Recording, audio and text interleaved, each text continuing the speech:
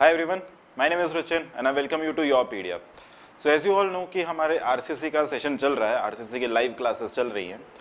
So we have come across this thing कि आपको सिर्फ RCC गेट ही लेना पड़ा है. उससे रिलेवेंट जितने आगे जितने प्रोजेक्ट्स हो सकते हैं, जितने इंटरव्यूज हो सकते हैं, उन सबको क्लब करके साथ में पढ़ें ताकि स्मार्ट वे में कुछ पढ़ाई हो सके. नाउ इन दिस मॉड्यूल जो कि हॉलिस्टिकली क्रिएट किया गया है, इसमें हम लोग क्या क्या बात करेंगे. अनलाइक एनी अदर सेंटर, कोई और जगह जहाँ पे सिर्फ आपको गेट के लिए पढ़ाते हैं, we are not going to do that. हम लोग क्या करने वाले हैं, हम रिटर्न एग्जाम की तैयारी तो करेंगे ही करेंगे, कंप्लीट रिटर्न एग्जाम की तैयारी करेंगे. साथ ही में will also discuss interview questions. As you all know that Yourpedia is very much into interview guidance program and all. तो we get a lot of questions, a lot of feedbacks from the students कि sir आपने जैसा पूछा वैसा कुछ आया. Okay तो वहाँ से हमारे पास काफ़ी सारा डेटा आता है, काफ़ी इन्फॉर्मेशन है, काफ़ी क्वेश्चंस हैं. तो जो क्वेश्चन रिसेंटली इंटरव्यूज में पूछे गए हैं, whether the interview can be of masters, MTech, they can be of PSUs, किसी का भी या किसी गवर्नमेंट जॉब का जो भी इंटरव्यू रिलेटेड क्वेश्चंस है जो कि RCC से रेलेवेंट है, वो भी हम लोग डिस्कस करेंगे. क्या प्रोबेबल आंसर्स हो सकते हैं, प्लस इससे रिलेटेड आपके पास क्या प्रोजेक्ट्स हो सकते हैं.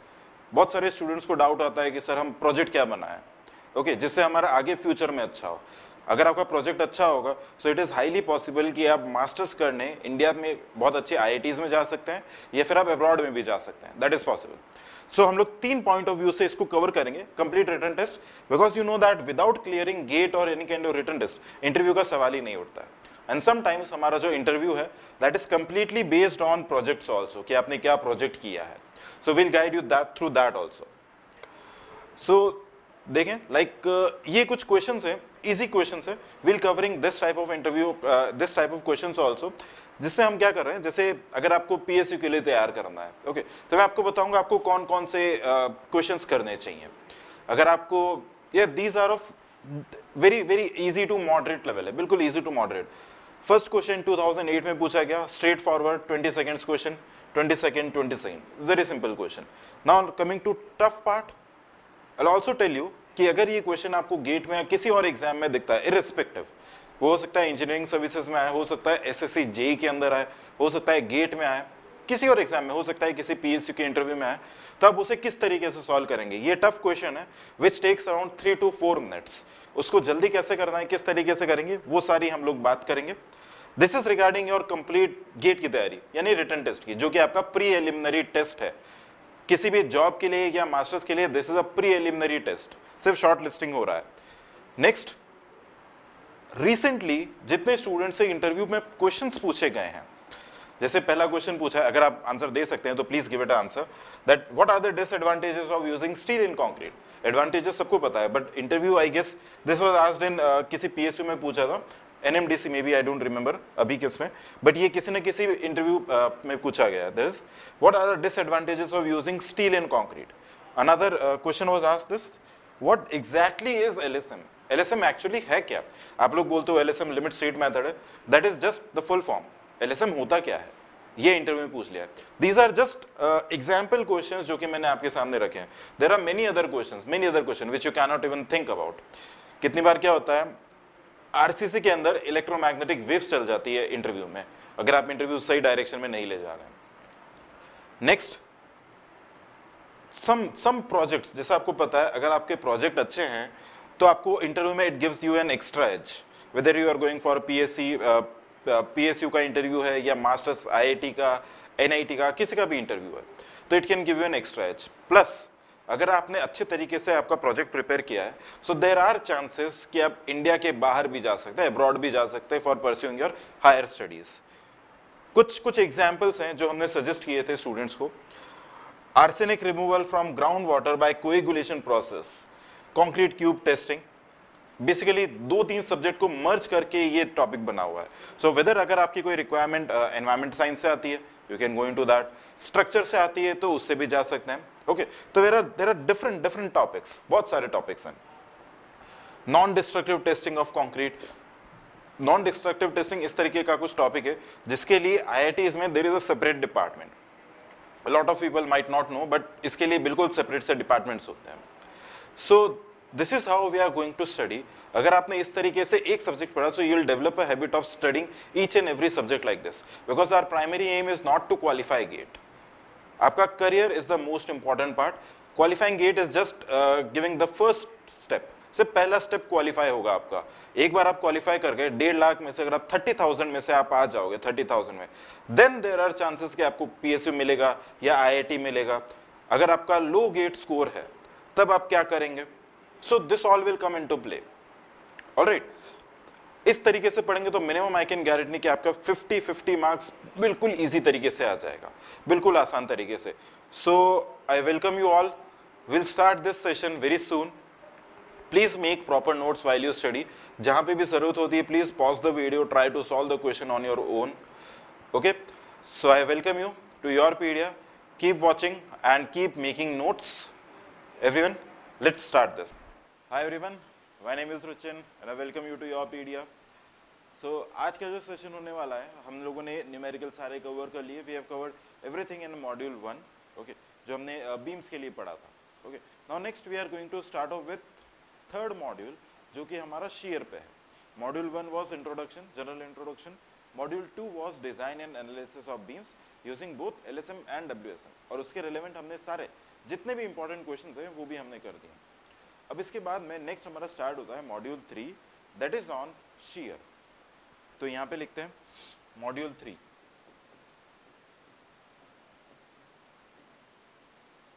मॉड्यूल 3, इसमें हमें पढ़ना है share, torsion, bond and development length. इसमें भी हम इसी ऑर्डर में चलेंगे, पहले चारों चीजों को समझ लेंगे किस तरीके से होता है, then we'll proceed towards a session जिसमें हमारे कंप्लीट सिर्फ न्यूमेरिकल्स रहेंगे। ओके, इसी तरीके से करेंगे। पहले पूरा थ्योरी करेंगे, शेयर का थ्योरी करेंगे, देन शेयर के कुछ एग्जांपल्स देखेंगे, देन हम टॉर्जन करेंगे, फिर उसके एग्जांपल्स, फिर बॉन्ड उसके एग्जांपल्स, और डेवलपमेंट लेंथ और उसके एग्जांपल। एक बार सारा का सारा टॉपिक कवर हो जाएगा, देन एक सेशन रखेंगे जिसमें सारे के सारे सिर्फ हमारे न्यूमेरिकल्स ही रहेंगे। उसी ऑर्डर में चलेंगे।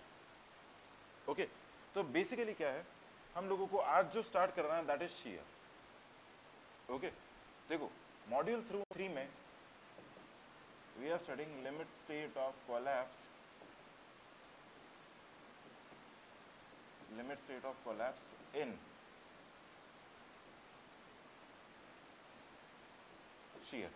यानी ए शेयर नहीं आता है, सबसे पहला कौन सा आता है, ए इज फ्लेक्चर, जो कि हम कर चुके। ओके, फ्लेक्चर हम कर चुके। Next we are starting with shear, यानी किसी बीम पे, देखो कॉन्सेप्ट समझना,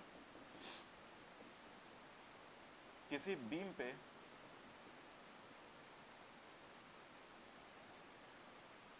पे एक तो बेंडिंग मोमेंट एक्ट होता है। ओके, उसके लिए हम डिजाइन कर चुके। शेयर फोर्स एक्ट होता है, इसके लिए हम लोग अब डिजाइन करेंगे। हो सकता है बीम पे टॉर्जन आए, कंप्रेशन आए, टेंशन आए, तो इन सब के लिए डिजाइन किया जाता है। ओके, तो आज हम स्टार्ट कर रहे हैं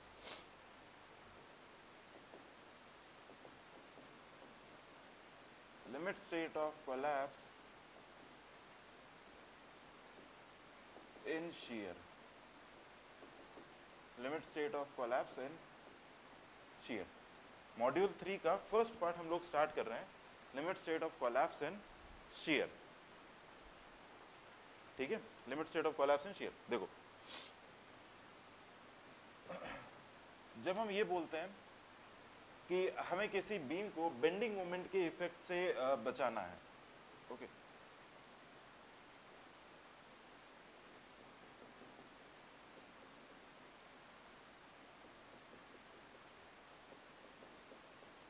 यहाँ पे कोई पी लोड लग रहा है। ओके, ये बीम क्या करेगी, because of this P load it will try to deflect something like this, कुछ इस तरीके से डिफ्लेक्ट करेगी। अब इसी डिफ्लेक्शन को, या इसी ये जो मुड़ रहा है, इसी बेंडिंग को बचाने के लिए ही तो वी प्रोवाइड लॉन्गिट्यूडनल रेनफोर्समेंट, और यही हमने डिजाइन किया था। This was AST and this was ASC, हमने एलएसएम डब्ल्यूएसएम दोनों से डिजाइन किया था इसको। ओके, अब बात है, अगर हम बेंडिंग मोमेंट से बचाना चाह रहे थे तो हमने यहाँ पे ये चीज करी, लॉन्गिट्यूडनल रेनफोर्समेंट प्रोवाइड कर दिया। But what about shear force, shear force भी लगेगा। तो शियर फोर्स से यानी इस शियर से बचाने के लिए हम लोग क्या करते हैं, we provide stirrups. What we provide, we provide stirrups. तो हम लोग ये चीज पढ़ने वाले, स्टिरअप्स कैसे प्रोवाइड कराएंगे, स्टिरअप्स का डिजाइनिंग कैसे होगा, ये सारी चीजें। अब सबसे पहले इसको स्टार्ट करते हैं। टाइप्स ऑफ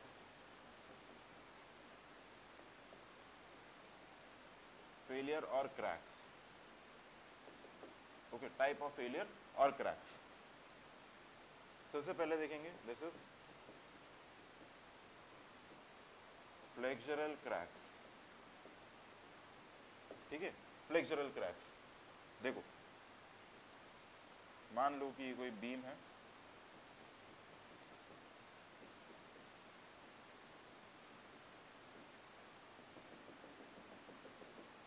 मान लेते हैं कि ये कोई बीम है, यहां पे this is L length. Okay, अब इसमें देखो ये बीम है। अब अगर मैं यहां का कोई पॉइंट कंसीडर करता हूं, ओके, पी पॉइंट कंसीडर क्या है, सिंस सेंटर पे है तो यहाँ पे बेंडिंग मोमेंट मैक्सिमम है। ओके, इसका बीएमडी मैक्सिमम होगा, बेंडिंग मोमेंट मैक्सिमम होगा। सेंटर पे कितना आएगा, मान लो ऊपर कुछ यूडीएल लग रहा है W किलो न्यूटन पर मीटर का, इस पे यूडीएल लग रहा है W किलो न्यूटन पर मीटर का, तो यहाँ पे मैक्सिमम बेंडिंग मोमेंट कितना आ जाएगा, WL²/8। और वो कहाँ पे एक्ट करेगा, इस P पॉइंट पे, कुछ somewhere around this P point ही वो कुछ एक्ट करेगा। ओके, अब देखो यहाँ पे शेयर फोर्स कितना रहेगा, shear force will be 0 at the centre. हमारा शेयर फोर्स सेंटर पे क्या होता है, ऑब्वियसली 0 होता है। ओके, अगर मैं P पॉइंट को लेता हूं, ये लिया मैंने P पॉइंट। ओके, अब P पॉइंट पे अगर हम स्ट्रेसेस बनाना चाहते हैं, स्टेट ऑफ स्ट्रेस, तो यहाँ पे क्या लगेगा, क्या कोई शेयर स्ट्रेस लगेगा, नहीं लगेगा। सिर्फ क्या लगेगा, टेंसाइल स्ट्रेस लगेगा, वो भी नॉर्मल बेंडिंग वाला। अब किसी ऑब्जेक्ट को पकड़ के आप ऐसे खींचो, इस तरीके से खींचो दोनों तरफ से, तो क्या होगा, इस तरीके से कुछ क्रैक्स आ जाएंगे, है ना। सेम चीज यहाँ पे भी हो जाएगी। These are called flexural cracks. ठीक है, ये क्या कहलाते हैं, फ्लेक्सुरल क्रैक्स। अब ये कहाँ पाए जाते हैं, कहाँ पे पाए जाते हैं, where first bending moment is maximum and to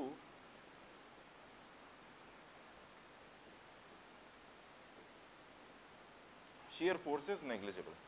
जहां पे बेंडिंग मोमेंट तो मैक्सिमम है बट शेयर फोर्स हमारा क्या है, नेग्लिजिबल सा कुछ है। ओके, नेग्लिजिबल है, उस जगह पाए जाते हैं। आया समझ में, फ्लेक्सुरल क्रैक्स, बहुत सिंपल सा। ओके, नेक्स्ट आते हैं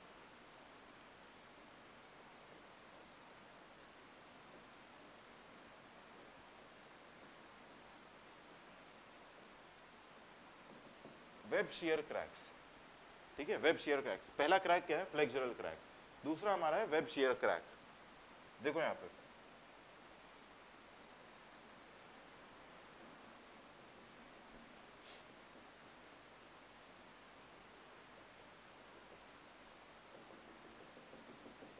बीम का न्यूट्रल एक्सिस है और इस बार हम क्या करते हैं, सपोर्ट के आसपास किसी पॉइंट को ले लेते हैं। ओके, इस जगह पे फॉर एग्जांपल सपोर्ट के पास में लिया, नॉट एग्जैक्टली यहाँ पे, सपोर्ट के पास में हमने कोई पॉइंट कंसीडर किया है।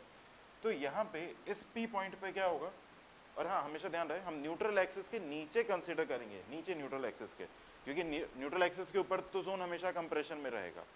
This is always in compression, this is in tension. Okay, तो क्रैकिंग हमेशा मोस्टली टेंशन वाले पार्ट में ही आएगी। तो यहाँ पे अगर कोई पी पॉइंट कंसीडर करते हैं, तो अगर मैं सपोर्ट के पास में कंसीडर कर रहा हूँ, तो सपोर्ट के पास कंसीडर करने में क्या होता है, और जो क्रैक्स है या जो क्रैक्स हैं वो क्रैक्स कैसे आते हैं, वेब शियर क्रैक्स। सपोर्ट के पास कंसीडर करते हैं तो वहां पे shear force is almost equal to maximum, और बेंडिंग मोमेंट क्या होता है, almost equal to minimum. Bending moment बिल्कुल कम हो जाएगा और शियर फोर्स क्या हो जाएगा, मैक्सिमम हो जाएगा। ओके, तो देखो ये मैंने यहाँ पे पी एलिमेंट कंसीडर किया। ओके, अब यहाँ पे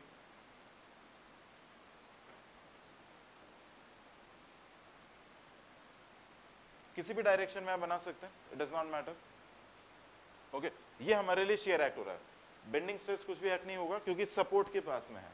ओके, तो यहां पे देखो ना, अच्छा मैं इसको थोड़ा सा साइड में कर देता हूं इस जगह पे।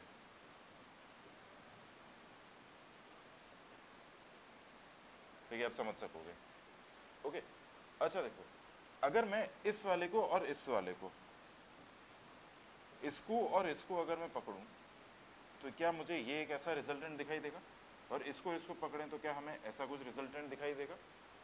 ओके, ये साइन कन्वेंशन है, आप आपके अकॉर्डिंग चेंज भी कर सकते हो, इट डज नॉट मैटर। एक ऐसे रिजल्टेंट, एक ऐसे रिजल्टेंट। ये क्या कर रहा है, ऐसे पकड़ के खींचने की कोशिश कर रहा है, इस तरीके से खींचने की कोशिश कर रहा है, तो यहाँ पे क्रैक्स कैसे आएंगे, कुछ इस तरीके से आ जाएंगे। Okay, these are called cracks due to diagonal tension.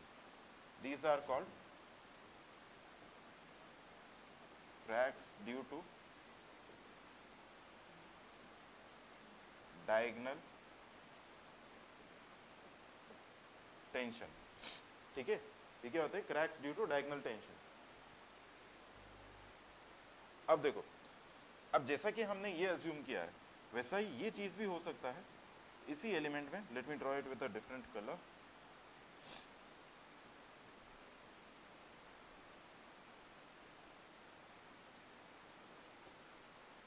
ये हमारा एरो है। ओके, अब इसके अंदर ये चीज भी हो सकती है कि मैं इसको और इसको कंसीडर करूं।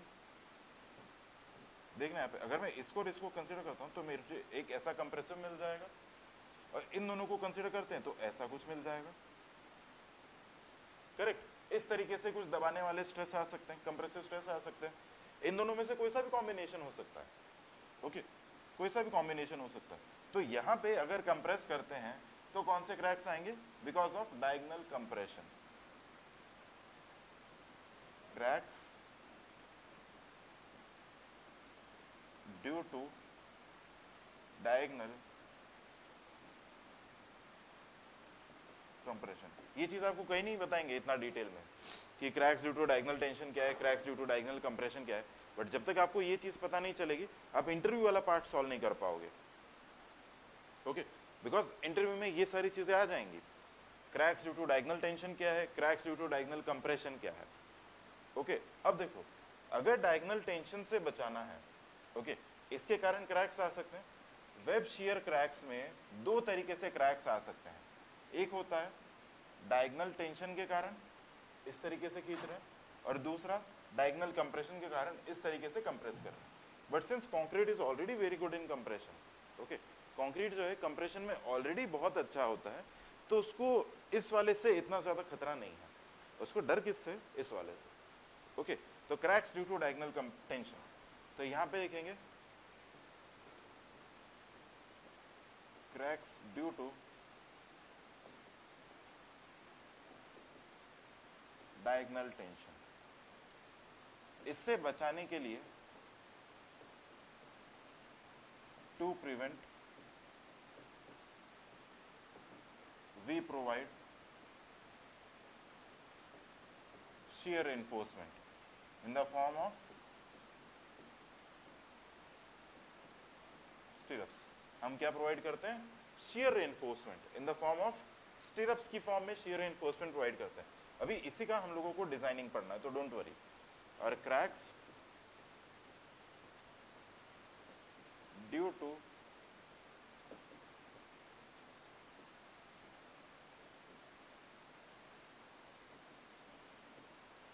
diagonal compression, cracks due to diagonal compression to prevent we provide a check of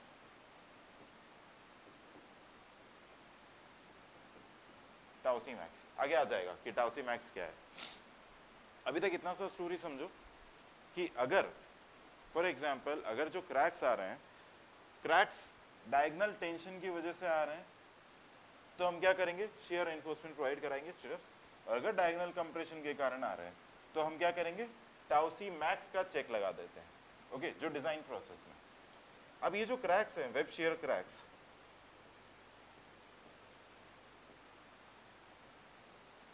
web share cracks occurs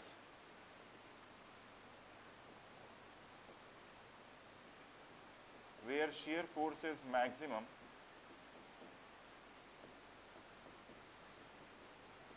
bending moment is negligible. ठीक है, यहाँ पे shear force हमारे लिए क्या होता है, almost maximum, but bending moment क्या होता है, नेग्लिजिबल. उस जगह पे ये चीज आती है. क्लियर है ये चीज? वे shear force is maximum and bending moment is negligible. Okay, ये होता है वेब shear cracks. अब नेक्स्ट हम लोग आते हैं जब फ्लेक्सुरल और वेब shear दोनों के दोनों कंबाइन हो जाए. थर्ड,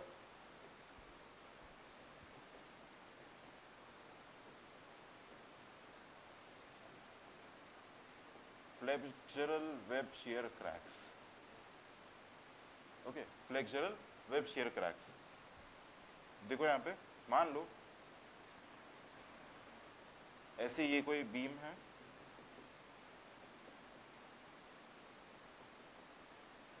ये कोई बीम है, और इसके बाद में हम लोग कहीं पर भी पॉइंट कंसीडर कर लेते हैं, यहां पे कुछ पी पॉइंट. ओके, तो ये जो पी पॉइंट है इसमें क्या लगेगा, एक तो नॉर्मल स्ट्रेस लगेगा बेंडिंग वाला इस तरीके का, दूसरा है यहाँ पे शेयर लगेगा.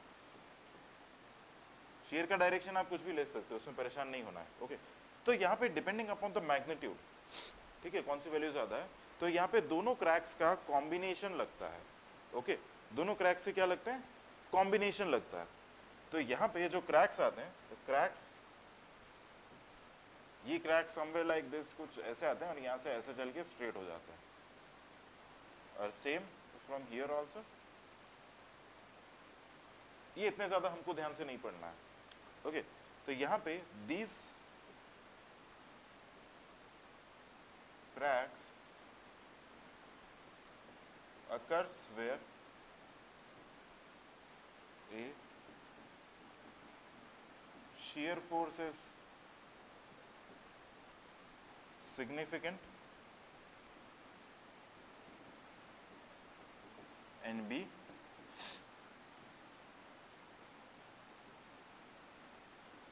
bending moment is also significant. जहां पे shear force और bending moment साथ में लग रहे हैं वहां पे क्या होता है, that is also significant. Okay, तो ये चीज है फ्लेक्सुरल क्रैक्स. समझ में आया? तीन तरीके के क्रैक्स हैं. सबसे पहला फ्लेक्सुरल क्रैक्स. फ्लेक्सुरल क्रैक्स कहाँ आते हैं, सेंटर पे आता है. ओके, नेक्स्ट आता है वेब शेयर क्रैक्स. तो वेब शेयर क्रैक्स कहाँ पे आएंगे, सपोर्ट के पास में. ओके, बिल्कुल सपोर्ट के पास में. अब सपोर्ट के पास में आएंगे, दो तरीके से क्रैक्स आ सकते हैं. एक तो हो सकता है बिकॉज ऑफ डायगोनल टेंशन और दूसरा डायगोनल कंप्रेशन. डायगोनल टेंशन से फेलियर हो रहा है तो हम उसके लिए शेयर इन्फोर्समेंट या स्टिरअप्स प्रोवाइड करते हैं. डायगोनल कंप्रेशन से हो रहा है तो हम टाउ सी मैक्स का चेक लगाते हैं. और लास्ट होता है हमारे लिए बिल्कुल सिंपल सा फ्लेक्सुरल वेब शेयर क्रैक्स, जो पहले और दूसरे का कॉम्बिनेशन है. यहाँ पे बेंडिंग मोमेंट और शेयर फोर्स दोनों कुछ ना कुछ सिग्निफिकेंट अमाउंट में एक्ट हो रहा होता है, तो हम वहां पे ये अप्लाई करते हैं. ऑलराइट, अब नेक्स्ट हम लोग आते हैं, ये हमने पढ़ा, एक दो चीजें और लिखनी है इसमें.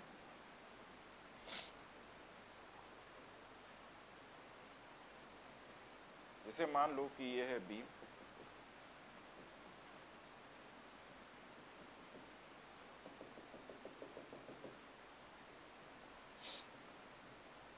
लेट डेप्थ ऑफ बीम, और ये सेंटर तक ए है कुछ. ओके, तो यहां पे फर्स्ट है if a by d is greater than 2.5. Okay, अगर a by d greater than 2.5 होगा, यानी a जो है वो बहुत ही ज्यादा है. ओके, बहुत ज्यादा है. a by d greater than 2.5 होगा, तो यहां पे कौन से क्रैक्स आएंगे,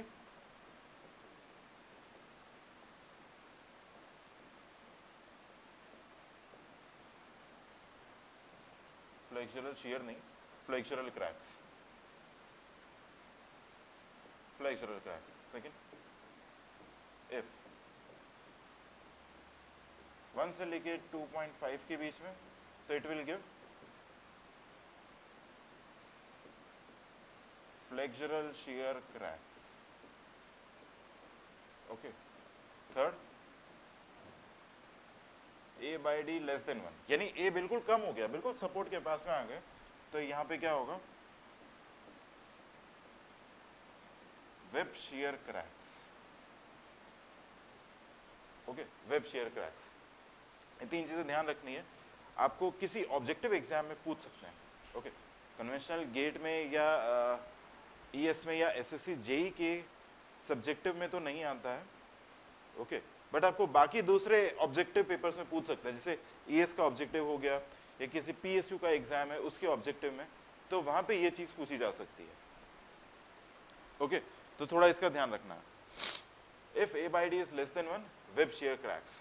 ओके, अब नेक्स्ट हम लोग आते हैं शियर स्ट्रेस का variation.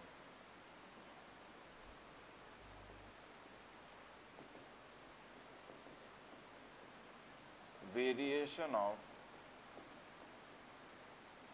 Shear stress. Okay, variation of shear stress. मैं आपको इसको दो पार्ट्स में बताऊंगा। एक तो जब हम सोम में पढ़ते हैं, सोम में पढ़ते हैं मतलब हम लोग पढ़ रहे हैं आरसीसी को, कंक्रीट को without reinforcement. Okay, without reinforcement, तो यहां पे let this is B and this is D. Okay, shear stress कैसा होता है, कुछ ऐसा होता है, correct. This is tau max, maximum shear stress, and this maximum shear stress, this is equal to 1.5 times of tau average। क्या होता है 1.5 टाइम्स ऑफ टाउ एवरेज। ये चीज आप पढ़ चुके हो इन सॉलिड मैकेनिक्स सोम के अंदर। ओके, अब देखो, अब नेक्स्ट हम लोग आते हैं इन आरसीसी, यानी with reinforcement. Okay, with reinforcement,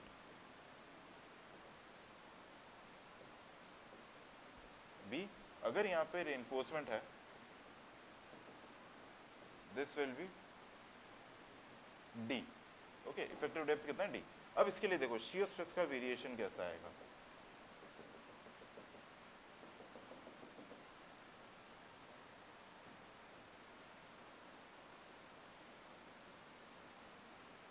इस तरीके का कुछ याद रहे, सिर्फ टेंसाइल स्टील तक, इसके नीचे वेरिएशन नहीं आता। ये पैराबोलिक है और यहां से लेके यहां तक ये क्या हो जाता है, स्ट्रेट। तो ये इसका वेरिएशन है, पैराबोलिक, और ये कैसा हो जाता है, स्ट्रेट। उसे याद रखना है, ये आपको एग्जाम में बहुत बार पूछा जाता है कि parabolic up to the neutral axis and then it becomes straight. Okay, parabolic till neutral axis and then it will become straight. Okay, और कहां तक, सिर्फ और सिर्फ टेंसाइल स्टील तक। इस चीज को याद रखेंगे, टेंसाइल स्टील तक। टेंसाइल स्टील के नीचे हमारा शियर स्ट्रेस का वेरिएशन नहीं होता। ओके, लिख लो इसको।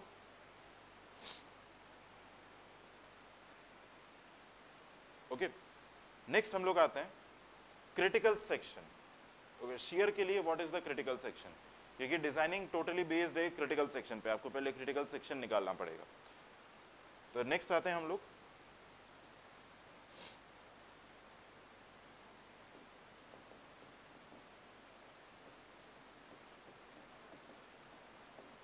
Critical section.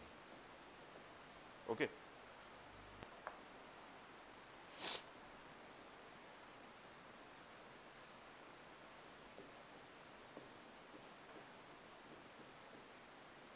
if support is in tension,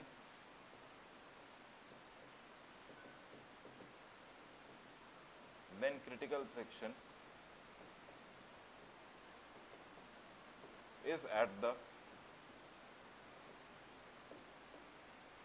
face of support, is at the face of support.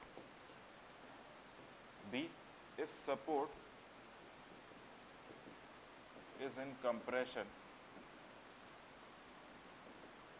support is in compression, then critical section is at a distance d, is at a distance d from the face of support, is at a distance d from the face of support। देखो क्या बोल रहा है, आपको पहला part तो ये देखा है कि अगर सपोर्ट हमारे टेंशन में आ जाते हैं, ओके, फॉर एग्जांपल सपोर्ट अगर टेंशन में होते हैं तो क्रिटिकल सेक्शन कहाँ पे लेना है, at the face of support. 90% of the cases में हमारे सपोर्ट हमेशा कंप्रेशन में ही रहेंगे, because we are always designing simply supported beam, okay. 90% of the cases में यही पार्ट आएगा, बट ऑब्जेक्टिव में आपको पूछ सकते हैं इन दोनों में से कोई सा भी एक चीज, okay. If support is in compression, देखो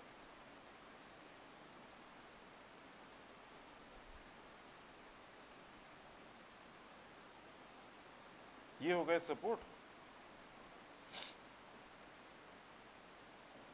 ओके। इसके बाद में यहां से लेके यहां तक समझो कि ये क्या है, रेनफोर्समेंट है, ओके, दिस इज रेनफोर्समेंट। तो यहां से लेके यहां तक this is D depth, okay. इसके फेस ऑफ द सपोर्ट से लेके यहां तक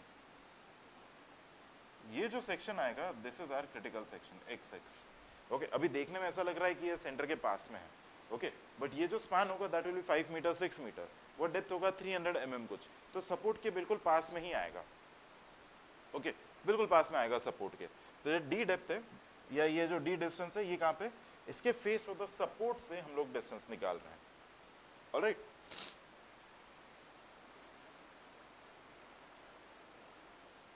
नेक्स्ट हम लोग आते हैं what is applied shear stress.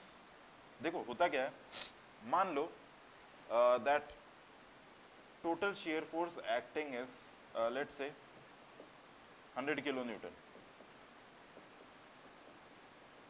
Eight X X, X X बोलो या क्रिटिकल सेक्शन बोलो, ठीक है, एक्स एक्स 100 किलो न्यूटन। अब सिंस कंक्रीट भी थोड़ा सा शियर को ले सकता है, तो हम लोग क्या करते हैं, इसमें से मान लो कंक्रीट ले रहा है कुछ 30 किलो न्यूटन, कंक्रीट कितना ले रहा है, 30 किलो न्यूटन का शियर फोर्स ले रहा है, तो स्टिरप्स को जो हमें डिजाइन करना रहा उसको कितने के लिए डिजाइन करेंगे, बिल्कुल सिंपल सा 70 किलो न्यूटन लोड लेने के लिए हम लोग स्टिरप्स को डिजाइन करेंगे, ओके। अगर 100 एक्ट हो रहा है एट एक्स एक्स, ध्यान रहे कहां पे, एक्स एक्स पर, अगर एक्स एक्स पे 100 एक्ट हो रहा है तो हम कंक्रीट के लिए निकाल लेंगे कंक्रीट कितना लेगा, ओके। अब उसके बाद में कंक्रीट अगर 30 ले रहा है, कैसे निकालेंगे वो भी मैं बताऊंगा। 30 ले रहा है तो स्टिरप्स को कितने के लिए डिजाइन करेंगे, 70 किलो न्यूटन के लिए, सिंपल सा, ओके। अब देखो यहां पे नेक्स्ट हेडिंग डालना है applied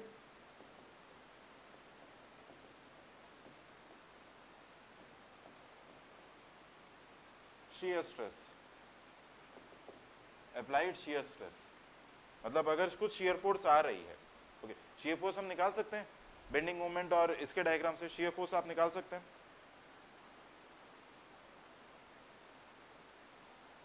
okay. I don't think shear force निकालने में कुछ दिक्कत आएगी, shear force निकाल सकते हैं। तो shear stress हमारे लिए क्या होता है,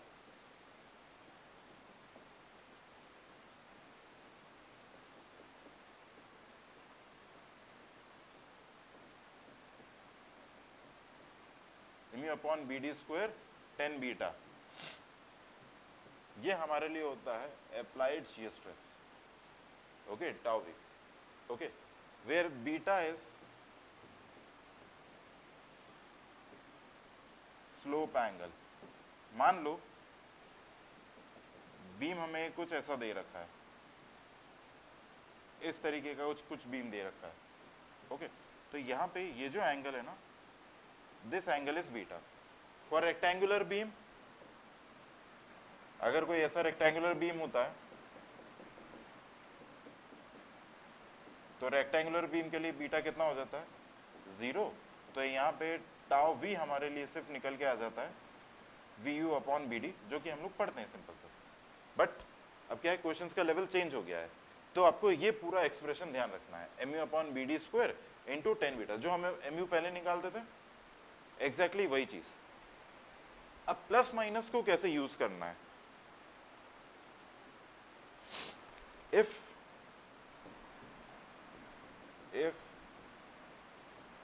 bending moment increases as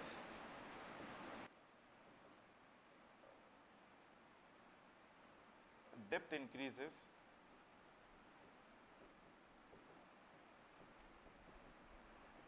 we take negative sign. If bending moment increases as depth increases, we take negative sign. Okay, हमेशा ध्यान रखना, जैसे जैसे बेंडिंग मोमेंट हमारा बढ़ता जा रहा है उसके साथ में हमारा डेप्थ भी बढ़ता जा रहा है। ओके, तो हम साइन क्या लेंगे, नेगेटिव लेंगे। जैसे यहाँ पे देखो, अगर ये इस पे कोई लोड है तो देखो यहाँ पे जो हमारा BMD बनेगा, जैसे जैसे इस डायरेक्शन में जाएंगे bending moment will decrease, bending moment will reduce, और डेप्थ भी क्या हो रही है, डिक्रीज करती जा रही है। अगर दोनों के साइन सेम है तो हमें साइन कैसा लेना है, यहाँ पे माइनस का साइन लेना है। प्लस कब लेना है, जैसे जैसे बेंडिंग मोमेंट बढ़ता जा रहा है और डेप्थ कम होती जा रही है। ओके, दोनों अगर ऑपोजिट चलते हैं तो हम क्या लेंगे, साइन इज पॉजिटिव। ओके, तो साइन क्या लेंगे, पॉजिटिव लेंगे। ये हो गया applied shear stress. Okay, next आता है, ओके इसको लिख लो एक बार, इसको लिख लो एक बार, देन फिर लिखते हैं आगे की चीज।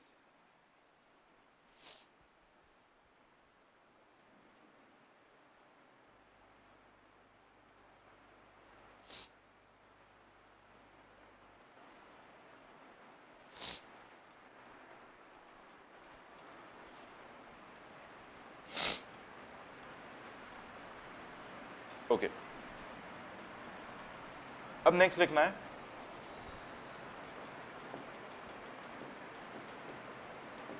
shear force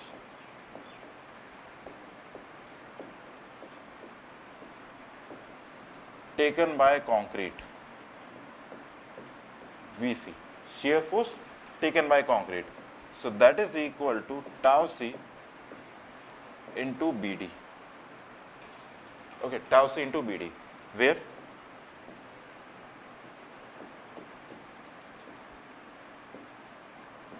tau C depends upon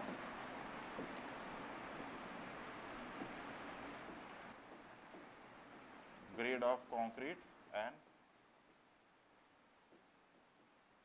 percentage of steel. इसके बेसिस पे आपको tau C दे रखा होगा। ओके, क्वेश्चन में दे रखा होगा, किसी न किसी फॉर्म में आपको दे रखा होगा। इसका कोड के अंदर there is a specified table, तो अगर आप चाहें तो I can give you the table also, but आपको उससे याद नहीं रखना है। So let's write the table.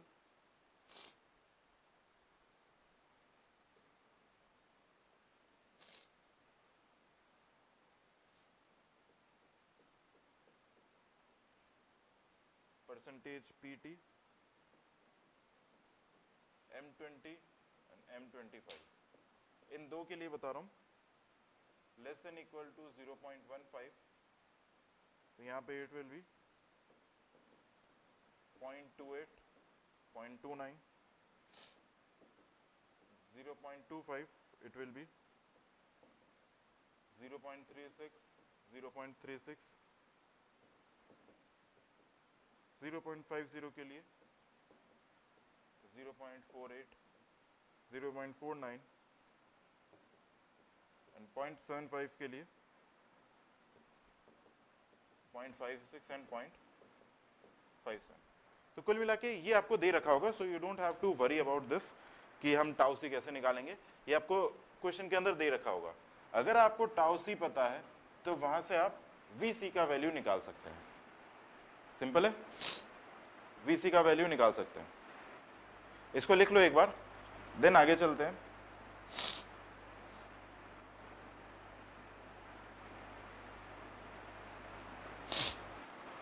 अब नेक्स्ट हम लोग आ जाते हैं, लिख लिया होगा सबने, नेक्स्ट आ जाते हैं डिजाइन ऑफ स्टीयरअप्स। जो मैंने आपको बताया था, अगर ओवरऑल 100 एक्ट हो रहा है, उसमें से 30 कंक्रीट ले रहा है, तो 70 के लिए हमें स्टीयरअप्स को डिजाइन करना है। तो नेक्स्ट आते हैं design of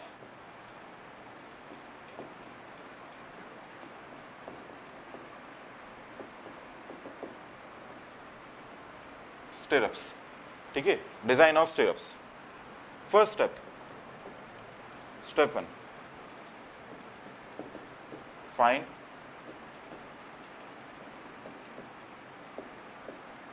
VU at critical section.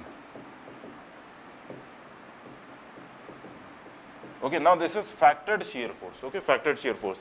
हम लोग लोड को सिंपली क्या कर देंगे, 1.5 से मल्टीप्लाई कर देंगे, जो भी आएगा हमारे पास फैक्टर्ड आ जाएगा। Okay, factored shear force। Next आते हैं, इसके बाद में सेकेंड स्टेप इज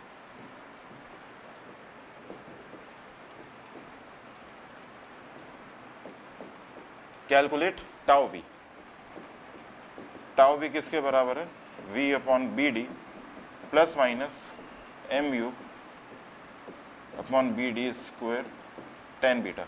जनरली वो बीटा को जीरो कर देता है। ओके, रेक्टेंगुलर बीम बोल दिया है तो बीटा ऑलरेडी जीरो हो जाएगा, तो अगर टाउ वी कितना बचेगा, V U upon B D, इतना सा ये पार्ट बचेगा। थर्ड, इसके बाद में calculate tau V equal to V upon B D plus minus M U upon B D square tan beta. Third हमारे पास में आता है, मैंने आपको बोला था कि हम लोग एक टाउ सी मैक्स का चेक लगाते हैं। ओके, एक टाउ सी मैक्स का चेक लगाते हैं। टाउ सी मैक्स का चेक किस लिए लगाते हैं, ताकि हमारा जो सेक्शन है वो किस में फेल ना हो, डायगोनल कंप्रेशन के अंदर फेल ना हो। किस में, डायगोनल कंप्रेशन में फेल ना हो। तो यहाँ पे this is equal to 0.62 under root F C की। इसको बिल्कुल अच्छे से याद रखेंगे, बहुत जरूरी है।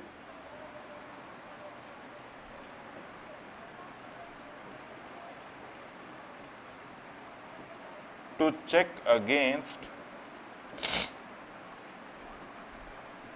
diagonal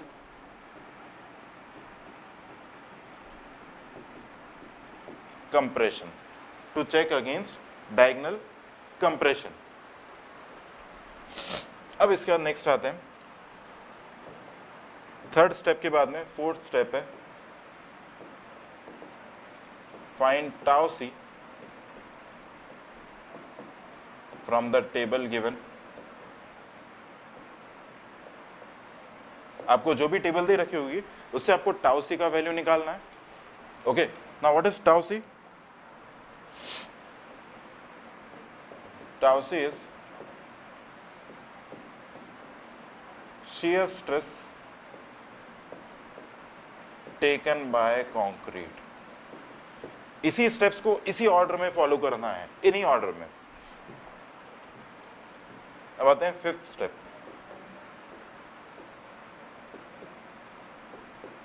compare tau V and tau C. Tau V यहां से आ जाएगा। ओके ओके ओके ओके, यहां पे एक स्टेप थोड़ा सा मिसिंग है। Fifth, check if tau v is less than tau c max। तो ये कैसा है, सेफ है। But if tau v is greater than equal to tau c max, redesign. Okay, redesign. अब इसमें आपको परेशान नहीं, इक्वल टू के साइन के लिए कभी परेशान नहीं होना आरसीसी में, वो आप किसी भी साइड में लगा सकते हो। ओके, बहुत ज्यादा उसका इन्फ्लुएंस नहीं होता है। Tau V is greater than or equal to tau C max. आपको कहीं दिखेगा कि tau V less than equal to tau C max, तो इट्स फाइन, कोई प्रॉब्लम नहीं है।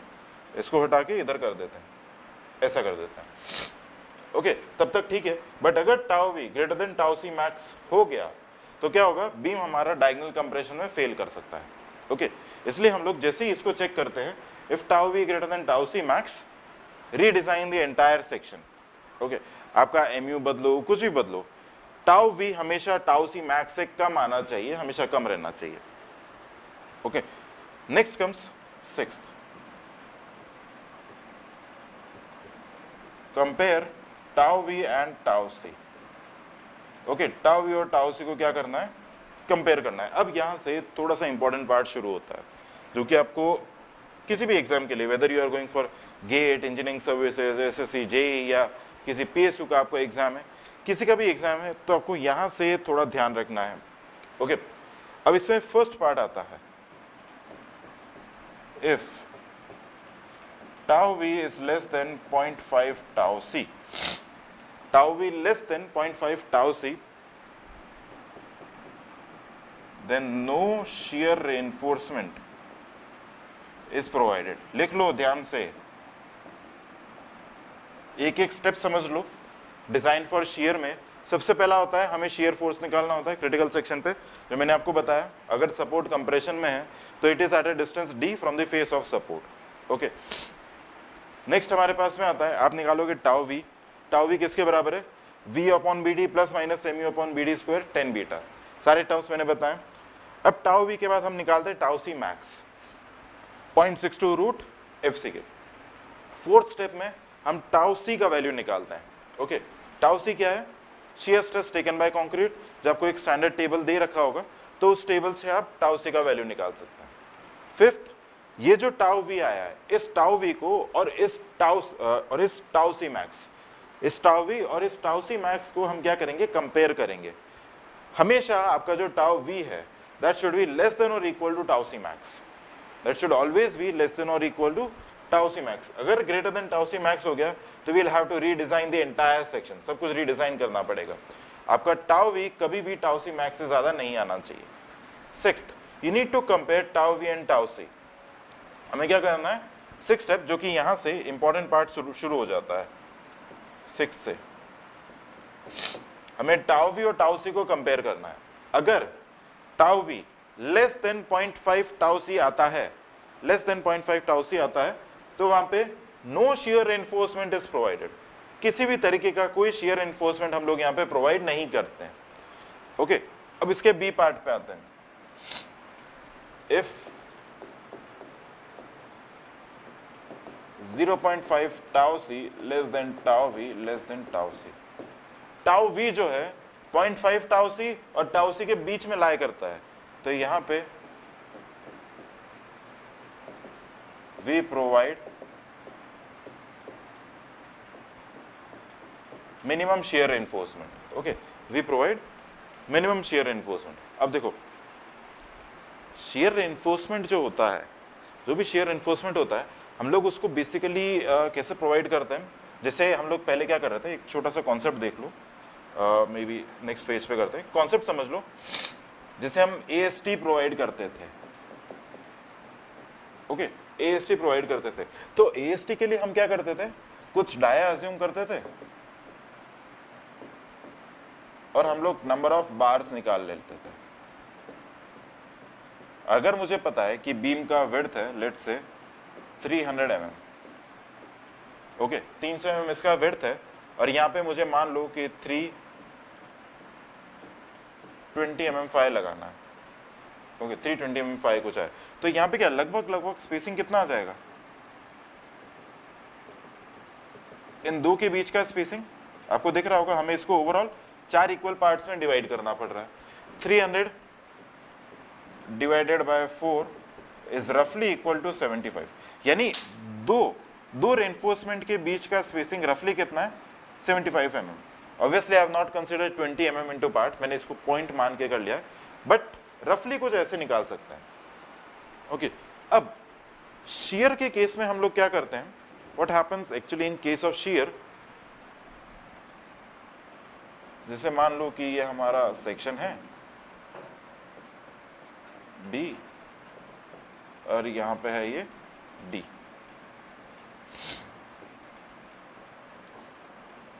ओके, एक कुछ कंप्रेशन रेनफोर्समेंट है, कुछ टेंशन रेनफोर्समेंट, तो यहां पे हम इस तरीके का एक स्टिरअप प्रोवाइड करते हैं। ओके, इस तरीके का कुछ स्टिरअप प्रोवाइड करते हैं। अब इसके लिए हम क्या करते हैं? हम इसको बोल देते हैं that this is 2-legged 8 mm dia stirrup. ठीक है, हम ये डिफाइन कर देते हैं। Okay, 2-legged 8 mm fire stirrup. Cross section से नहीं, इसको साइड से देखेंगे तो ये कैसा दिखेगा?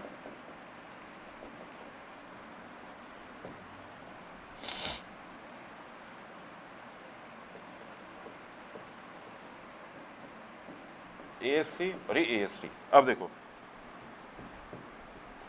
यहां पे हमने क्या लगाया, ये स्टिरअप लगाया। अब हम क्या करते हैं, यहां पे स्पेसिंग देते हैं,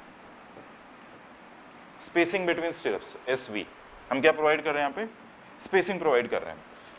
हमेशा हमेशा ध्यान रखना, स्टिरअप्स का जो नंबर है, नंबर डिफाइन नहीं होता, स्टिरअप्स के लिए स्पेसिंग डिफाइन करते हैं।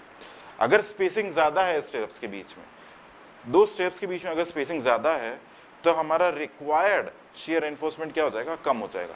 यानी कम लगेंगे ना स्टिरअप्स, जितनी ज्यादा स्पेसिंग है स्टिरअप्स उतने कम लगेंगे, तो रिक्वायर्ड शियर एनफोर्समेंट क्या हो जाएगा, कम हो जाएगा। ओके, दूसरा, अगर हमारा स्पेसिंग बहुत कम है, स्पेसिंग कम है, यानी शियर एनफोर्समेंट की रिक्वायरमेंट ज्यादा है। फॉर एग्जाम्पल मान लेते हैं कि हमारा जो VU एक्ट हो रहा है दैट इज 100 किलो न्यूटन। एक केस में shear force taken by concrete is let's say 50 kilo newton, okay, और दूसरे केस में shear force taken by concrete is 70 kilo Newton. तो स्टिरअप को कितने के लिए डिजाइन करना पड़ेगा, इस केस में 50, और इस केस में कितने से डिजाइन करना पड़ेगा, 30। अब देखो चीज समझो, अगर यहाँ पे shear force taken by stirrup कम आ रहा है, okay, shear force taken by stirrup कम आ रहा है, तो हम स्पेसिंग को क्या कर देंगे, बढ़ा देंगे, ताकि हमारा जो शियर एनफोर्समेंट है वो हमें कम डालना पड़े। ओके, कम डालना पड़े।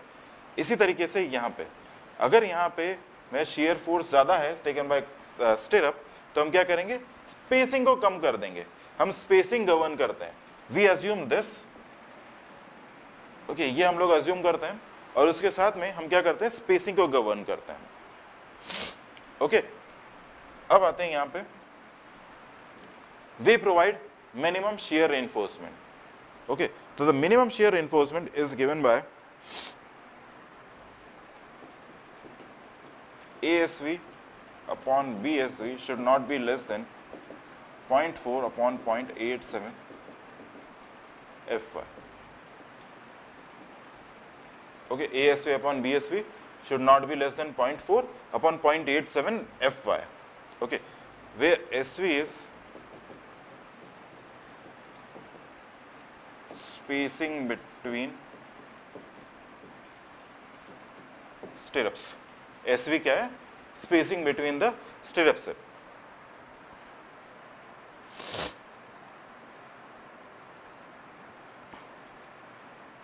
अब देखो इसके अंदर एक चीज और है,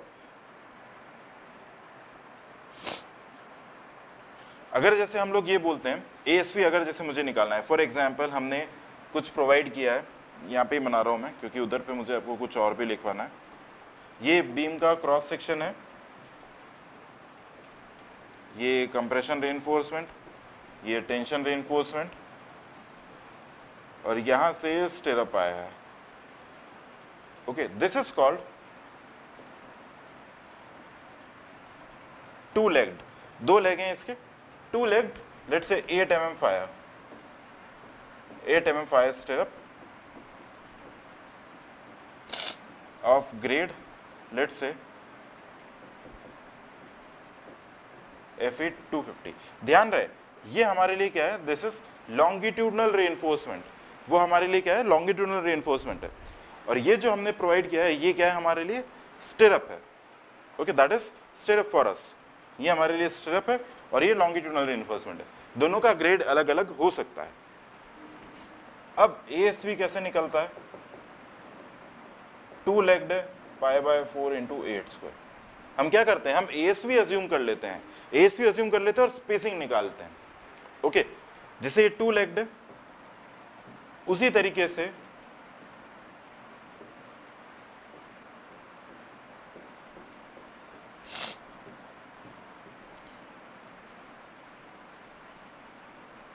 ये भी टू लेग्ड है। हो सकता है कि यहाँ पे डिजाइन करने में कुछ ऐसा दे रखा हो, this is called three legged, तीन लेग है, एक ये वाला, एक ये वाला, एक ये वाला, this is called three legged. मान लेते हैं 16 mm फायर स्टिरअप। ओके, तो यहाँ पे ASV कितना आएगा, 3 × π/4 × 16²। ASV कितना आ जाएगा, 3 × π/4 16²। तो कहने का मतलब ये, अगर आपका 0.5 τc से लेके τc के बीच में है, so we have to provide minimum shear reinforcement हमें क्या प्रोवाइड करना है, मिनिमम शेयर रेनफोर्समेंट प्रोवाइड करना है। क्या फॉर्मूला है, ये फॉर्मूला बहुत इंपॉर्टेंट है, ASV upon BSV should not be less than 0.4 upon 0.87 FY, where FY ध्यान रखेंगे, FY यहाँ पे क्या है, इसको ऐसे करके लिख लेते हैं, FY इज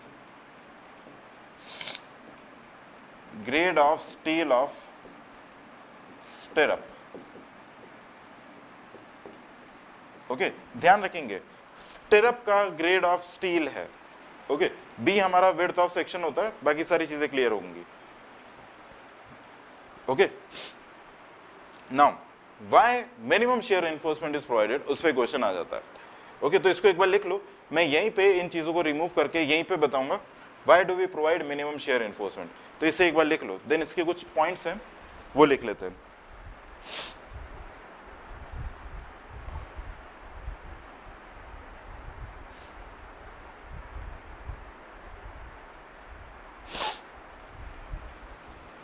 लिख लिया, मैं यहां से इस वाले पार्ट को रिमूव कर रहा हूं। Why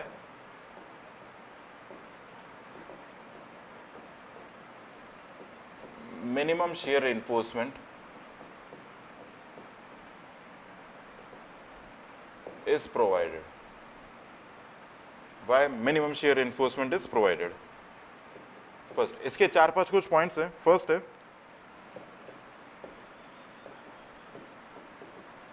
to hold the steel in position. Okay, minimum shear reinforcement क्यों प्रोवाइड कर रहा है, minimum, okay, to hold the steel in position. Second,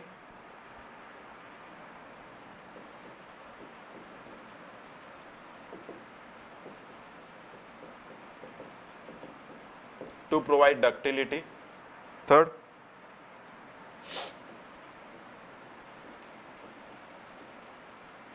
to reduce the effect of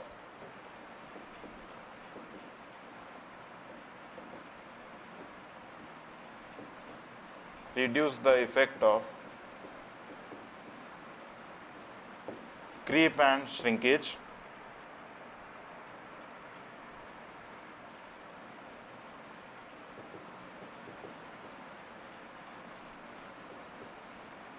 Resist sudden failure due to cover burst. And fifth,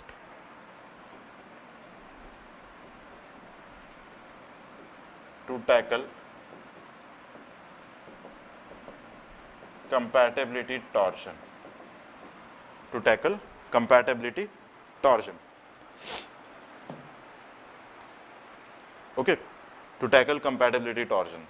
तो ये चीज है, minimum shear reinforcement क्यों provide कर रहे हैं। सबसे पहले ये था if 0.5 less than tau C less than tau V less than tau,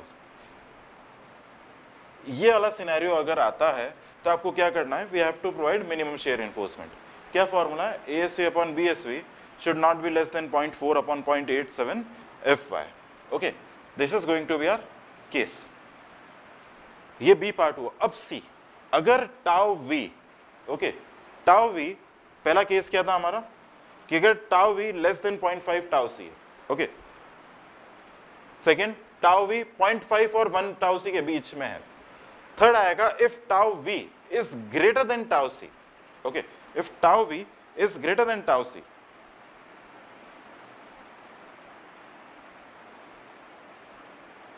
इसको लिख लो एक बार,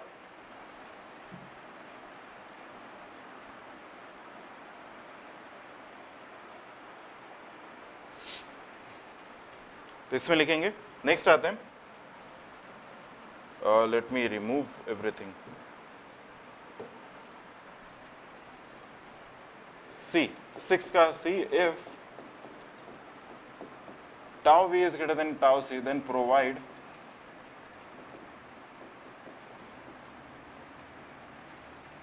necessary shear reinforcement, then we provide necessary shear reinforcement. एक बार वापस से देख लो, कुछ मिस ना हो, स्टेप्स देख लो। हम सिक्स्थ का पहला वाला था, अगर tau V less than 0.5 tau C है, हमें किसी तरीके का shear reinforcement प्रोवाइड नहीं करना है। अगर टाउ वी इन दोनों के बीच में आता है तो yes we have to provide some minimum shear reinforcement. धीरे धीरे शेयर रेनफोर्समेंट प्रोवाइड शुरू कर रहे हैं, ये प्रोवाइड करेंगे, यानी यहाँ पे हम निकालेंगे क्या, एसवी निकालेंगे, स्पेसिंग निकालेंगे। स्पेसिंग निकालेंगे क्यों प्रोवाइड करते हैं, 5 पॉइंट्स ध्यान रखने हैं। गेट में, इंजीनियरिंग सर्विसेज, किसी भी एग्जाम में, कोई सा भी एग्जाम उठाओ, कहीं ना कहीं ये क्वेश्चन बना हुआ होता है, ये क्वेश्चन पूछ लेते हैं। ओके, और इसके बाद में हमारा है कि अगर tau V greater than tau C है तो एक्चुअली में we start providing shear reinforcement। Okay okay, अब देखो, अब यहां पे ये जो हम shear reinforcement प्रोवाइड कर रहे हैं, these can be of 3 types। एक vertical stirrups, second inclined stirrups, and third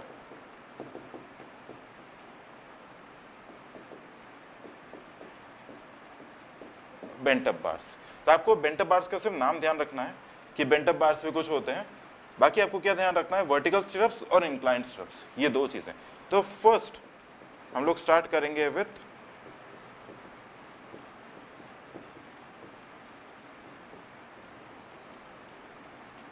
vertical stirrups.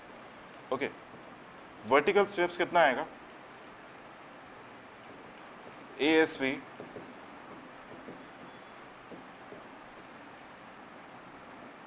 on VS। Okay, VS simple सा, where VS is VU minus VC, बिल्कुल सिंपल सा। VU क्या था, shear force at section XX। Okay, design shear force, factored shear force, कुछ भी बोल सकते हैं। और VC this is equal to shear force taken by concrete, that is equal to tau c BD। VC किसके बराबर है, टाउ सी BD के बराबर है। तो यहां से हमारे पास में क्या आ जाएगा, SV, कि वर्टिकल स्टिरप्स का हम लोग स्पेसिंग कितना निकाल रहे हैं। ओके, अब इसके बाद में we have inclined stirrups. Okay, inclined stirrups, तो सेकंड देखते हैं।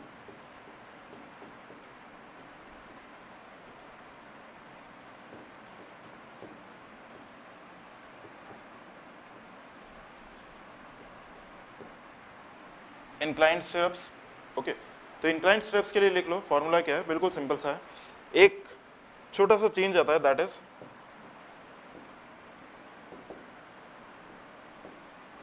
ASV into 0.87 FI upon VS into D into sin alpha plus cos alpha।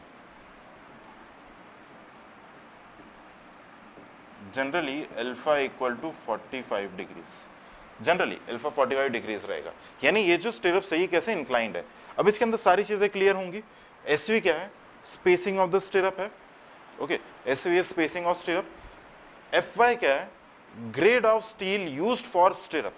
Stirrup के लिए कौन सा ग्रेड ऑफ स्टील को यूज किया है वो चीज है। ओके, और अल्फा मैंने आपको बता दिया क्या है, और वीएस हमने यहाँ पे देख लिया क्या है। ओके, अब हम देख लेते हैं नेक्स्ट इसका मैक्सिमम स्पेसिंग। ये हमारे लिए हो गया क्या, 6th point, complete 6th step हुआ है। इसको लिख लो,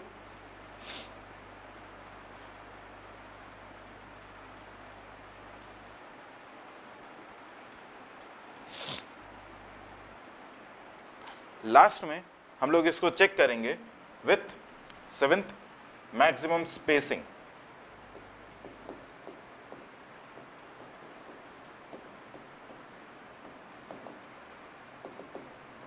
maximum spacing first for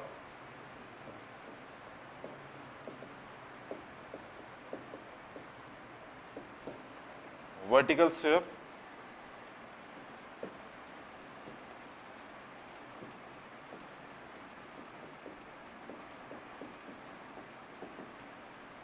maximum spacing equal to 0.75 D और 300 mm, whichever is minimum.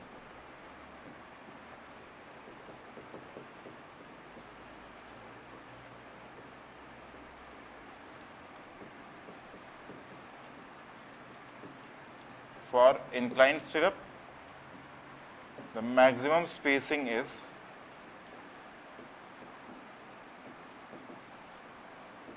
this is equal to D और 300 mm, whichever is minimum. ये हम क्या चेक कर रहे हैं? ये स्पेसिंग को चेक कर रहे हैं, यानी कि यहां से जो हमने ये स्पेसिंग निकाला है, हमें इसे फाइनली एक बार चेक और करना पड़ता है. तो ये कंप्लीट स्टेप्स हैं for design of shear. Complete steps for design of shear.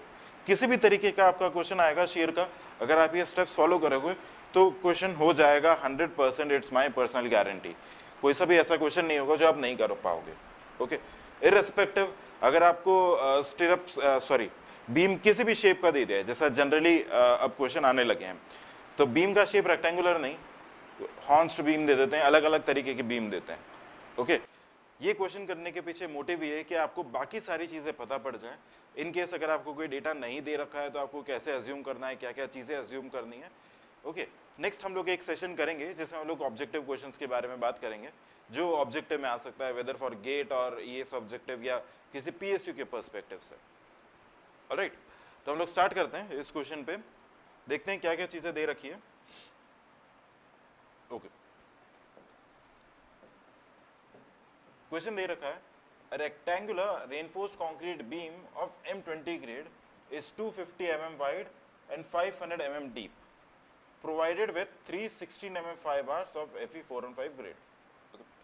Design the beam for shear if V is 60 kilonewton. हमें वर्किंग लोड दे रखा है कितना, 60 किलो न्यूटन का. ओके, और टाउ सी हमें दे रखा है 0.23 न्यूटन पर एमएम स्क्वायर. ये देख लेते हैं. अब देखो, इसने रेक्टेंगुलर बोल दिया है, रेक्टेंगुलर बोल दिया है तो बीटा कितना हो जाएगा, ऑब्वियसली बीटा की वैल्यू हो जाएगी 0. अगर ये रेक्टेंगुलर नहीं बोलता तो थोड़ा सा लेंथी पार्ट हो जाता. एनीवे, स्टेप 1 पे आते हैं. पहला step is to calculate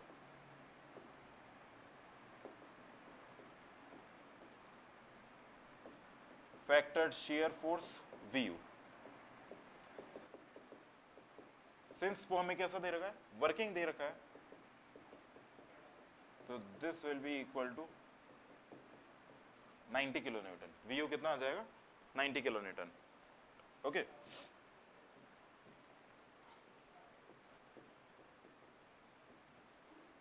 step 2, second step. 90 kilo newton आ गया. सेकेंड स्टेप क्या था, to find tau V. Tau V कितना आएगा, mu upon B D square 10 beta. अब सिंस यहाँ पे बीटा का वैल्यू हमें 0 दे रखा है, रेक्टेंगुलर बोल दिया है, तो टाउ वी कितना हो जाएगा, simply equal to V upon B D. V कितना है, 250 mm वाइड एंड 500 mm. तो यहां पे this will come out to B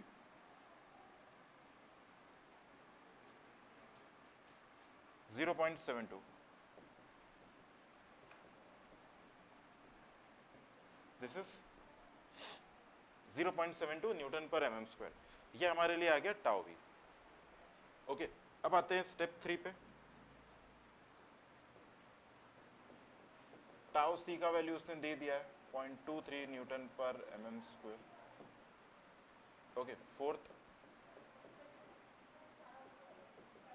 tau C max निकालेंगे, that is equal to 0.62 root F C के.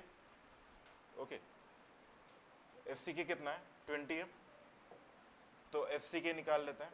Sorry, 0.62 into under root 20. तो यहां से this will come out to be, I hope कि इससे ज्यादा आ जाए, 2.77. Now this check is provided to prevent the failure against diagonal compression, correct? So it is safe. Now since tau v is less than tau c max, तो it is safe to proceed ahead. ठीक है, safe है, आगे जा सकते हैं. ये हमारा हो गया fourth step. Let's come to the next step, fifth. अब हम क्या करेंगे? We'll compare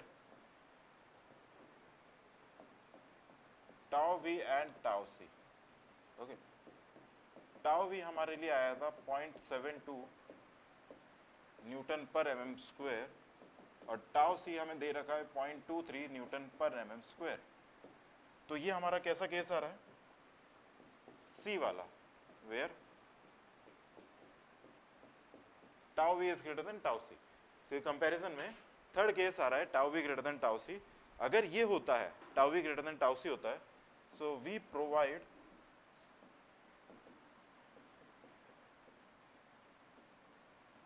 necessary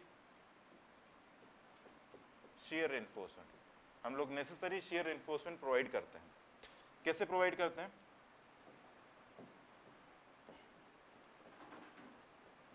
let's provide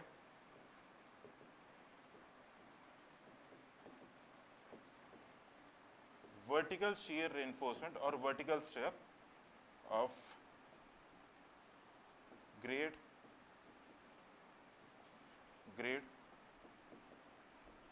FA 250 and let's say it is two-legged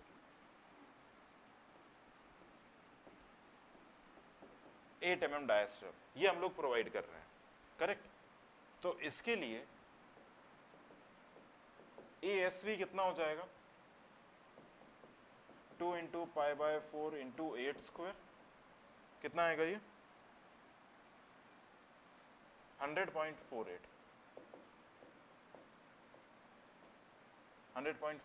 mm square. ये हमारे लिए क्या हो जाएगा? ASV. ASV आ गया.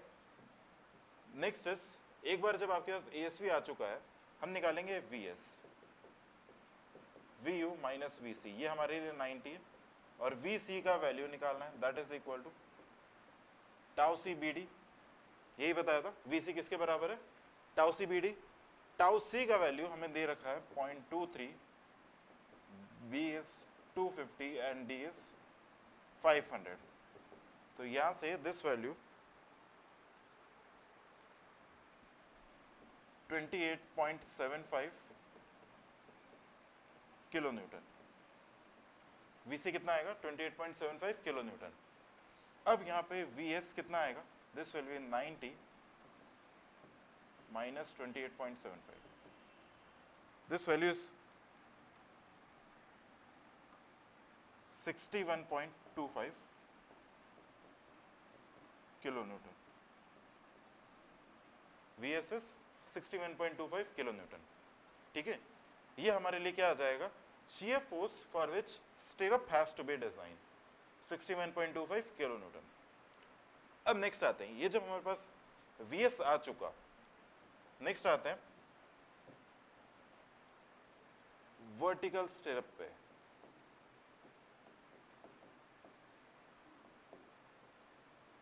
वो भी कैसा है? वर्टिकल ही है. ओके. SV कितना होता है? This is equal to ASV into 0.87 FY D divided by VS. ASV was 100.48, 0.87 into इसका ग्रेड मैंने लिया है 250. याद रहे स्टिरअप का ग्रेड कितना लिया है? 250. D इज 500 इंटू V, ये हमारे पास में आ रहा है 61.25 इंटू 10⁻³ ओके. यहां से हमारे पास स्पेसिंग आ जाएगी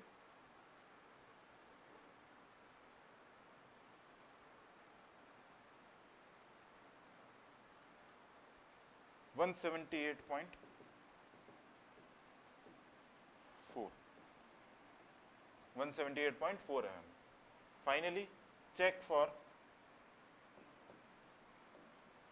मैक्सिमम स्पेसिंग. हमें करना है check for maximum spacing. So maximum spacing कितना हो जाएगा? maximum spacing, this will be for vertical stirrup.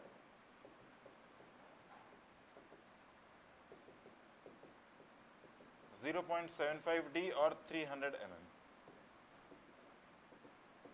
whichever is minimum. तो 0.75 into D 500, ये कितना आएगा? This is 375. ये वैल्यू हमारे पास में आ रही है 375 और हमारे पास ये कितना है 300 mm. तो इन दोनों में से जो मिनिमम है, मैक्सिमम स्पेसिंग कितना हो सकता है 300 mm.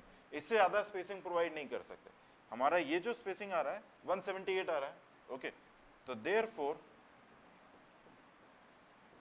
Provide to legged 8 mm fire vertical stirrup of grade FE 250 at the rate 178 को let's say 180 mm center to center. ये डिजाइनिंग है. अब गेट में या इंजीनियरिंग सर्विसेज में कहाँ पे चेंज हो सकता है, किस जगह पे चेंज हो सकता है. एक तो चेंज हो सकता है कि वो आपको ये ना दे, ओके, ये चीज ना दे, स्पेसिंग पूछ सकता है, ग्रेड ऑफ स्टील पूछ सकता है. ये तीन चीजों में शेयर के अंदर क्वेश्चन को घुमा सकते हैं. ओके, तो आई गेस यहां से आपको बेसिक समझ में आ गया होगा कि शेयर क्या है, कैसे काम कर रहा है. अपकमिंग सेशंस में जब हमारा मॉड्यूल कंप्लीट हो जाएगा तब हम कंप्लीट सारे के सारे न्यूमेरिकल्स करेंगे, whether it is of bond, torsion, share, किसके भी हैं वो सारे के सारे न्यूमेरिकल्स हम लोग करेंगे. Okay, so will meet in the next lecture. Till then everyone take care, bye bye.